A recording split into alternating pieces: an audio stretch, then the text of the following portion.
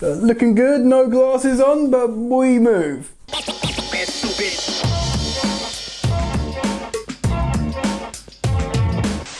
What's going on, people? Welcome back to Football Therapy with me, your host Jan. I do hope you are all doing well today, my friends. I really do hope that this is your match preview of Chelsea's epic FA Cup clash with the mighty Shrimps. Oh yeah. Academy FC could be back in full effect with loads of youngsters maybe set to feature in this game. We're gonna crack into it today. Get yourselves comfortable. Consider subscribing to this channel if you enjoy it, and if you do, hit the bell notifications icon if you want to help a brother out. That would mean so much to me. Drop a like, please, boys and girls. And let me tell you that this video is brought to you by my favorite application, OneFootball. That's right, the app that I use every day, and you should too when it comes to Chelsea news as well as information regarding Chelsea Football Club. You can get everything you need, lineup, stats, fixtures, everything that I always talk about. But if you haven't checked it out, it's really worth having a gander. Click the link in the top of the description to do yourself said favour. It's free. Alright then, the admin's done.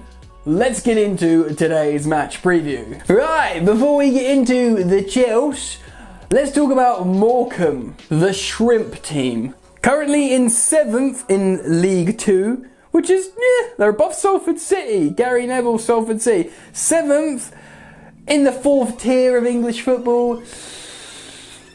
Oh, they are a Shrimp team. To be fair to them, they're in good nick, they're in good form, scoring goals, beating teams. Morecambe. I know nothing about Morecambe. Part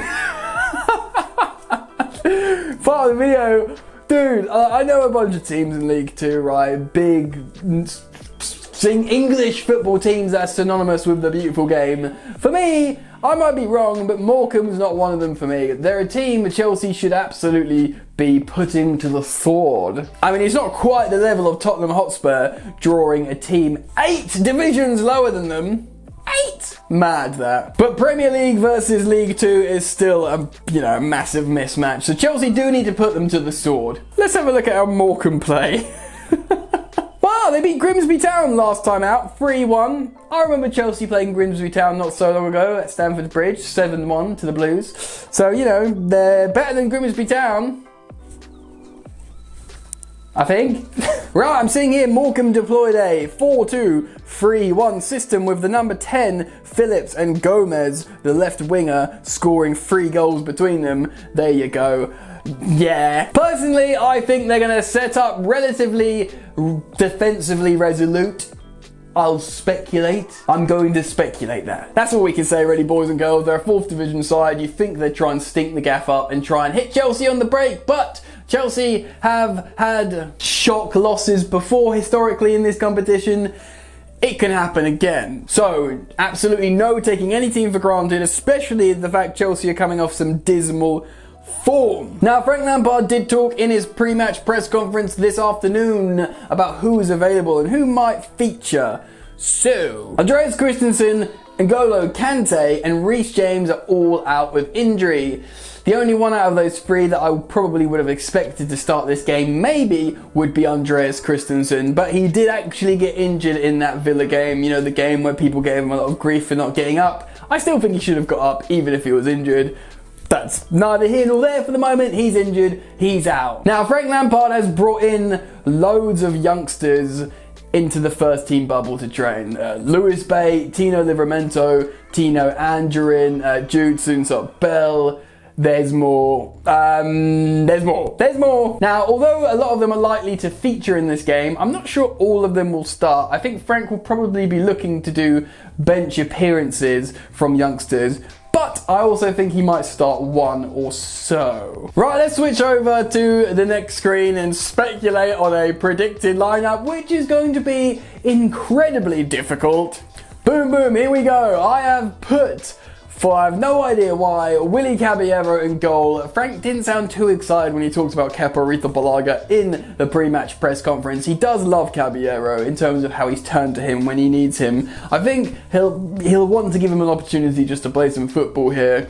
I don't think a cup game against the great Shrimps will be the difference in whether Kepa gets loaned or not to be honest. So just to give him a run out, I put Caballero in goal. At left back, I'm going to play Emerson Palmieri, a left back that Frank Lampard's looked to lately, that I think he'll want to keep warm and give him some match time and give him an opportunity to express himself in this game. Now, the centre-back partnership, I am going with Antonio Rudiger and the forgotten man, Fikayo Tomori, who was rumoured to be going out on loan, maybe even to Leeds, but with the injury to Andreas Christensen, people are speculating he might now stay. He didn't play in the dead rubber against Krasnodar, but I have a feeling he will play here. Now, one of the youngsters that I think will start, who's looked great of late, and this is purely because Reece James is injured, I think Tino Livramento will start at right back, which will be incredibly exciting to see, of course. Now, the base of midfield, for me, it's absolutely going to be Billy Gilmour. He's looked good when he's come on. Frank needs to see him a little bit more in competitive minutes, playing with some first teamers, and this is his opportunity to push himself further and further into this Chelsea first team. So I'll be really happy to see the Scottish Iniesta starting at the base of midfield. Now, Frank Lampard talks about players needing a rest that have played a lot, but he's also talked about players gaining confidence. Now, I personally think the likes of Timo Werner will need a rest, but a player that's come off the bench a lot recently and is developing in confidence is Kai Havertz. I actually expect Kai Havertz to start in the midfield in this game to just give him more opportunity to play in English football. It's a League 2 side, they're going to be quite physical, express yourself, get on that sweet, sweet stat pad. Hopefully you can get another hat-trick. Now, another youngster I think might actually start in this game, who's trained with the first team before, he might have even made the bench, is Lewis Bates. I want to see him complete the midfield with Billy Gilmour, Kai Havertz, stick Lewis Bates in there. I think it will be great to see, and that would be a pretty darn talented midfield. Now, the front three for me is going to consist of Tammy Abraham. I think he will start up front. I don't think it's going to be Jude soonsup-bell. I think he'll be one of these players that might come off the bench. I think it will be Tammy up front, flanked by Callum Hudson-Odoi on the right, who deserves more playtime, who has an opportunity to just get better and better and better and increase his confidence. He could be the star of this game easily with maybe Kai Havertz. And I see Tino Anjorin starting on the left wing, maybe rotating with Callum Hudson-Odoi, playing in that front three. He's, of course, already made a start for Chelsea and a sub-appearance last season. So Tino Anjorin's very, very close. He's probably the closest to breaking into the first team. Right, that's it. That's my predicted lineup. So let's move on and talk about the game a little bit more. Right, where do we start, man? I mean, Chelsea are in dismal form, of course. Frank Lampard had a really good press conference today. He speaks very, very well. He's always been good at talking, Frank Lampard. He was very good talking after the Man City loss. People have had time to calm down a little bit. They saw the way Man City eliminated a very good Manchester United team in the Carabao Cup. 2-0. We lost 3-1. They're both 2-goal margins. Granted, they really did dismantle us and we looked helpless. Probably more so than Manchester United, if I'm going to be completely unbiased and honest. But the point being, I think people have settled down a little bit, reflected on the whole season. Of course, Frank Lampard remains under pressure, as he should. But when he spoke about it in his press conference, he was like, yes, absolutely. He said, look, when we're on this 17-game unbeaten streak, I wasn't happy because I didn't feel like we were developing. That's what he says. He says, at least now, when I can see these problems, I, as a coach, can feel like I can develop and improve, and this team can improve. You learn more about yourselves when you're doing bad than when you're winning. And I think there was a lot of luck to do with our winning streak, or unbeaten streak, excuse me. I like to hear that from Frank Lampard. And although you guys know me, I'm a Lampard super fan in terms of he's my favourite player and I want it to work out. But I'm not convinced yet.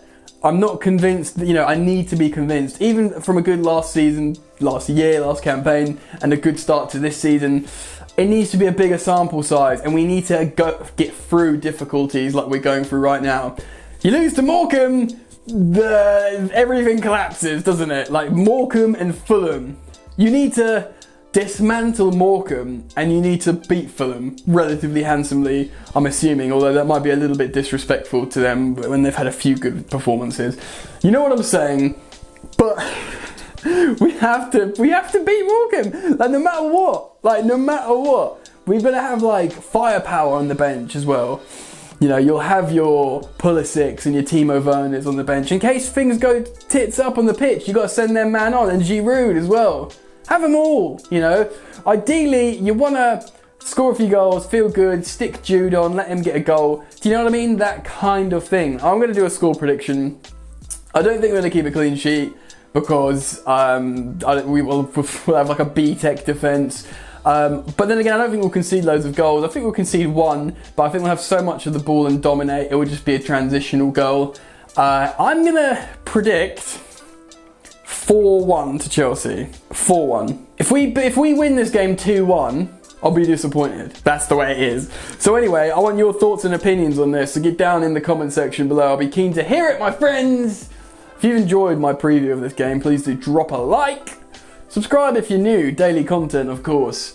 Enjoy the football, and I'll see you later. You ain't so tough with that bad boy talk. I'ma get it how I'm living, I'ma walk the walk. Outline my lines, I rap through thought. Body bag the verse, outlined in chalk. In my life seen trouble, hustle on the double. Silence on the trigger like my pick got a muzzle. Yo chick like to guzzle, bad boy stay in trouble. I only love this paper, sorry I don't. I love me baby.